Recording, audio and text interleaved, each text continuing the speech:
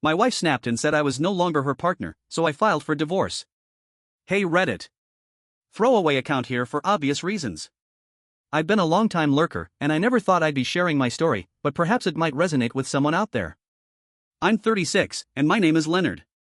I met Clara, now 34, during our sophomore year in college. Clara was a passionate sociology major, always engaged in discussions about societal norms and advocating for change. I, on the other hand, was a business major, juggling 2 part-time jobs to avoid student debt. Despite our differences, we connected deeply. Her fervor was captivating, and she appreciated my grounded nature. We dated throughout college, moved in together post-graduation, and tied the knot at 27. At 29, we welcomed twins, a boy named Lucas and a girl named Lily. After college, I secured a position at a financial firm. I dedicated myself to my career, often working long hours, bringing work home on weekends, and striving for promotions. Eventually, I became a senior portfolio manager. The job was demanding but provided well for our family. Clara's career path was less linear. She started in human resources, transitioned to marketing, and eventually pursued freelance writing, focusing on women's empowerment. Her blog became her identity, emphasizing breaking free from societal expectations and recognizing unhealthy relationship patterns. Ironically, while I was building my career and supporting our family, Clara immersed herself in networking events and her blog, which had a modest readership. Looking back, I realize I was handling most of the household responsibilities, waking up with the kids, preparing meals, assisting with homework, and attending school events. Not because I was an exceptional father, but because someone had to, and Clara was often preoccupied. Then came that evening, a typical Tuesday. After a grueling 12-hour workday, I put the twins to bed, helped Lucas with his science project, and read Lily her favorite bedtime story. Exhausted, I went downstairs, hoping to unwind with Clara, perhaps watch a show together. She was in the kitchen, rinsing a plate. Without turning around, she said, "Leonard, you're nothing more than a co-parent to me, not my true partner." Her words hit me like a freight train. The calmness in her voice made it even more jarring. I stood there, stunned, staring at her back. She continued washing the plate, as if she hadn't just dismantled a decade of our life together. I managed to ask, "Is that how you truly see me?" She shrugged and replied, "I think we both know this hasn't been a real marriage for some time. You don't challenge me intellectually or understand my needs as a modern woman." It wasn't just the content of her words but the detached manner in which she delivered them. No emotion, no remorse, just a matter-of-fact statement. I was merely a figure in her life, someone she cohabited with because of the children. "I want a partner who aligns with my energy and growth," she added, finally facing me. "Someone who challenges me and appreciates my evolution. I've changed so much over the years, and you're still the same." I had evolved from an entry-level analyst to a senior manager, from a carefree individual to a devoted father. Yet, in her eyes, that wasn't growth. "I'm not suggesting we end things," she continued, noticing my expression. "The kids need stability. We can co-parent effectively. Let's just be honest about what our relationship truly is." She spoke as if she was offering me a gift, as if her honesty was something I should be grateful for. I didn't react with anger or tears. I simply nodded and said, "I see." Then I walked out of the kitchen. That night, sleep eluded me. I lay awake, replaying our years together, wondering when I became insignificant to her. The signs had been there, the diminishing affection, the lack of interest in my day, the absence of genuine connection. I had been too engrossed in work, too hopeful, or perhaps too naive to notice. Around 3 a.m., a realization dawned on me. I had spent years striving to make her happy, supporting her endeavors, and adjusting to her evolving aspirations. Yet, it was never enough. She had already decided I wasn't sufficient. It wasn't about my actions but her perception. The next morning, I rose early, as usual. I prepared breakfast for Lucas and Lily, packed their lunches, and got them ready for school. When Clara came downstairs in the silk robe I had gifted her on our anniversary, I remained silent. She noticed the change, glancing at me, perhaps expecting a reaction or a plea. But I was done. If she saw me solely as a co-parent, then that's who I'd be, detached, indifferent, and unavailable. Clara noticed my silence. Her eyes flicked up from her coffee cup a few times, and eventually, she said, "You're quiet this morning." I shrugged. "Just thinking about work." She hesitated. "Do you want to talk about what I said last night?" I didn't look at her. "I think everything's already been said. We're on the same page." "I wasn't trying to hurt you," she said, her tone taking on that careful, self-aware cadence she used when she thought she was being emotionally mature. "I was being honest about where I am right now. I appreciate the honesty, I replied flatly, spreading peanut butter on Lucas's sandwich. Now we both know where we stand. She seemed startled by my calm. I imagined she was expecting some emotional unraveling, a flood of desperate reassurance from me, promises to improve or change. But I had nothing left to give. I drove the kids to school that day and went about my routine with a new mindset. I wasn't Clara's husband anymore. I was simply the father of her children. That's it. No more partner duties, no more emotional labor, no more unsolicited support for her blog or her endless journey of self-discovery. That evening, Clara returned from one of her weekly empowerment meetings. What I had learned were essentially sessions where she and her friends lamented the shortcomings of their partners. She dropped her bag on the chair and lingered, expecting me to ask about her night. I didn't. I helped Lucas with his homework, gave Lily a bath, and told them both a bedtime story. When I came downstairs, Clara was sitting on the couch scrolling through her phone. She looked up as I walked by but didn't say anything. I went to my office, opened my laptop, and began typing. At the top of a blank document, I wrote 2 words: exit strategy. I made a list. Consult a lawyer. Gather documentation. Secure personal finances. Record patterns. Stay calm. The following weeks were a lesson in discipline. I didn't argue. I didn't confront. I became methodical. I began keeping a record every missed school event, every appointment I handled alone, every time a teacher reached out to me because Clara never responded. It was all there, neatly documented in a private file on my computer. At the same time, I started making changes in my own life. Clara had made comments over the years about how I had let myself go since the kids were born. Truthfully, I had. Working 60 hours a week, maintaining a household, and managing 2 young children didn't leave much room for gym sessions or style updates. So, I carved out time. I began exercising during lunch breaks. I updated my wardrobe. Got a new haircut. Within 3 months, I lost 30 pounds, gained muscle, and generally felt more like the man I used to be, only more focused and self-assured. I also reconnected with friends I hadn't seen in years. We met for coffee, played pickup basketball on Saturdays, and talked about things unrelated to domestic life. Clara noticed. Her eyes followed me around the room now. She started making more conversation. Sometimes she wore makeup or fixed her hair before I came home. Other times, she hovered near me, talking about her day in ways that used to be routine for us. Lucas mentioned you're thinking of taking them skiing over winter break, she said one night. I am, I replied, spooning pasta onto the kids' plates. That sounds fun. I've always wanted to learn to ski. I nodded. Yeah, I think they'll enjoy it. And I left it at that. It wasn't long before she asked, what's going on with you? You've been acting different. I'm just doing what you said, I answered plainly. You told me we're just co-parents. I'm adjusting. She paused. That's not how I meant it. Then how did you mean it? I asked, finally meeting her eyes. Because it sounded pretty clear to me. I just meant. I didn't feel like we were connecting. That doesn't mean I wanted things to end. Well, I said, cleaning up the table, I took your words seriously. Maybe for the first time in a while. She stood there silently as I washed the dishes. From that point forward, she started trying harder.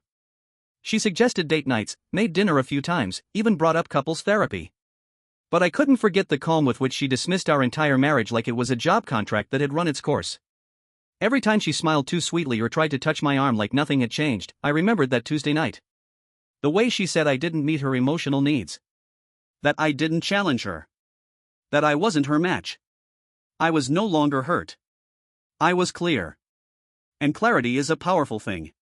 Then, one night, about 6 weeks after the initial conversation, Clara sat next to me on the couch. I was reading, as usual. You look good, she said quietly. Thanks, I replied without looking up. I've noticed you've been distant. Can we talk about it? I closed the book, not with frustration, but finality. There's nothing to talk about, I said. We already did. She looked confused. So that's it? You're just shutting down? I'm not shutting down, I answered. I'm stepping back. There's a difference. Her expression turned from surprise to something like fear. Leonard. I don't want to lose you. You already did, I said. Clara began to panic.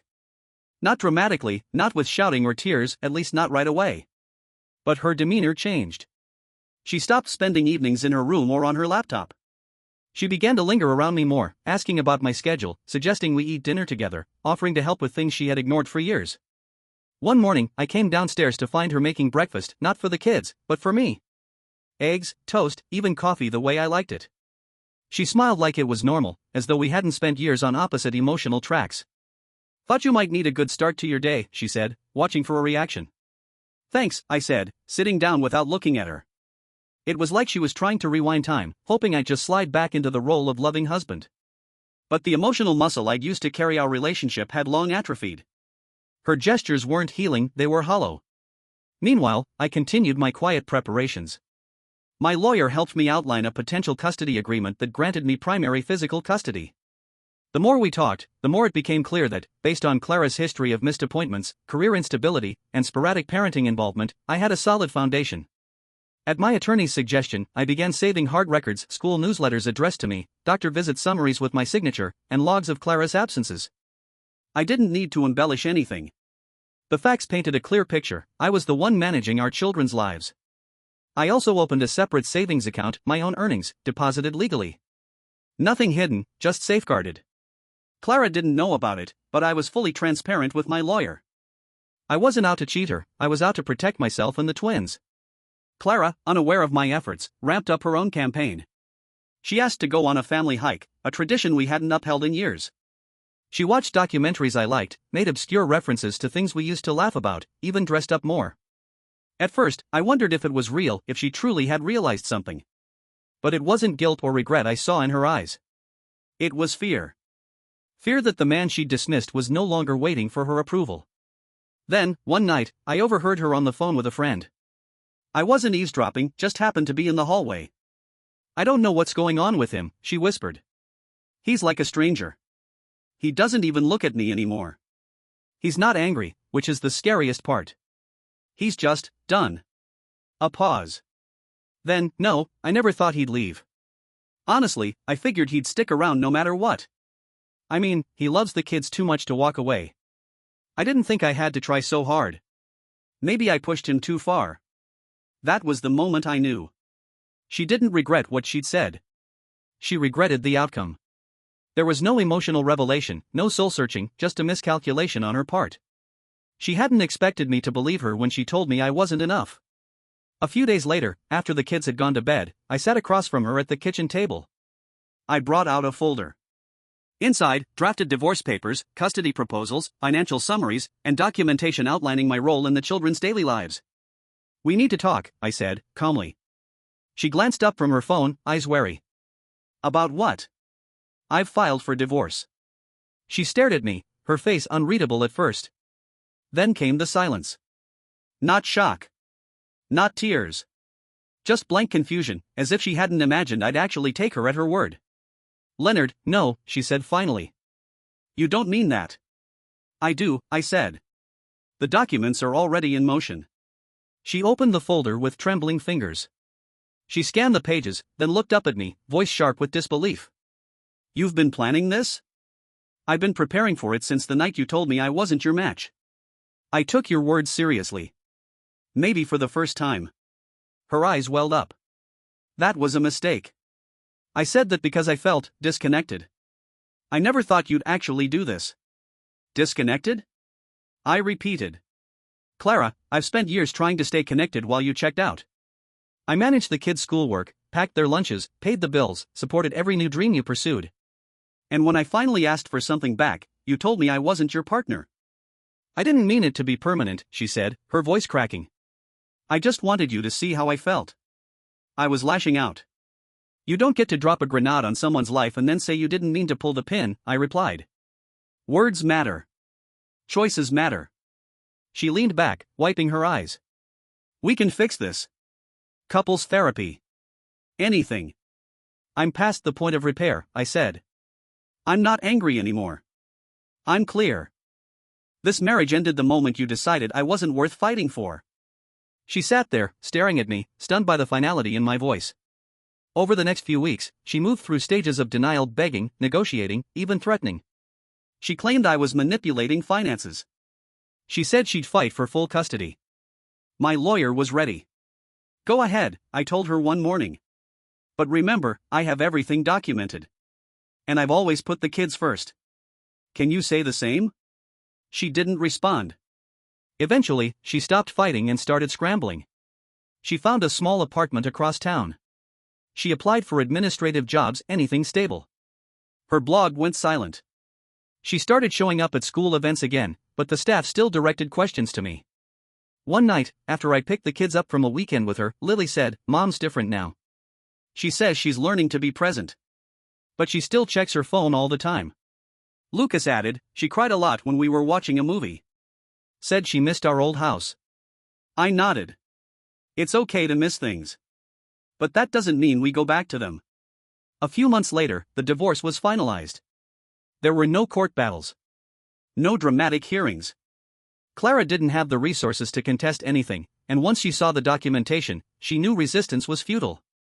The evidence was 2 thorough emails, teacher reports, doctor appointment logs, even messages from the kids' coaches and tutors, all confirming I was the primary caregiver.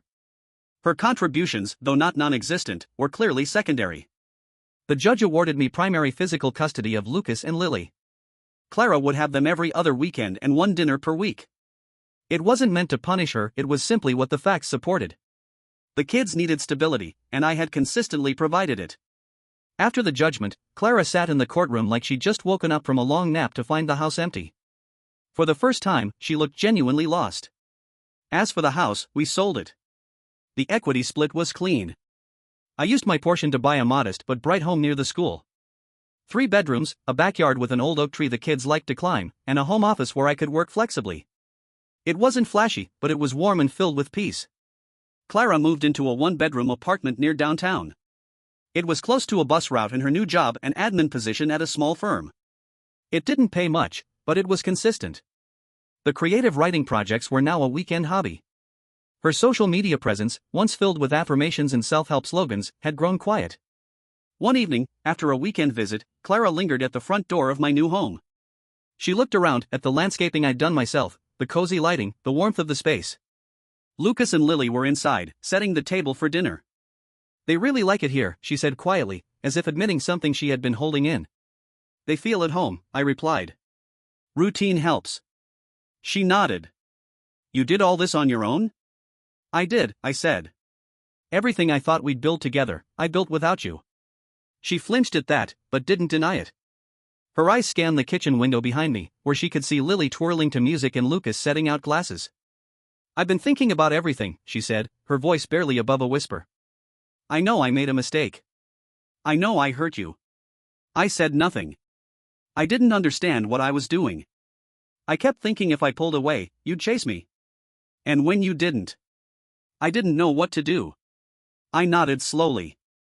"I used to chase you emotionally. 4 years. Then one day I stopped. And now you're feeling what I felt." She sighed. "Is there really no chance for us?" I paused before answering. "I'm not angry anymore. But I don't trust you. I don't believe in us. And the kids deserve a father who isn't stuck hoping someone values him again.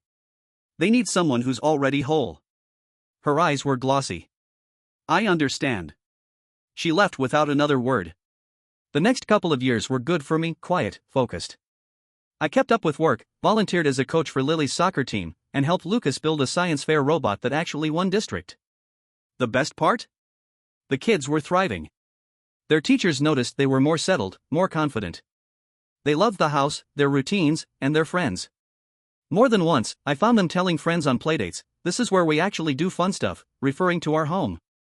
And yes, I began dating again. Not out of spite, not to replace Clara, but because I was finally ready. I met Adrian at Lucas's pediatric appointment. She was a nurse, gentle, intelligent, steady.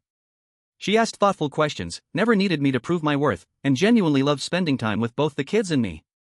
When I introduced her to Lucas and Lily, it wasn't rushed or complicated. It was slow, natural. They liked her immediately.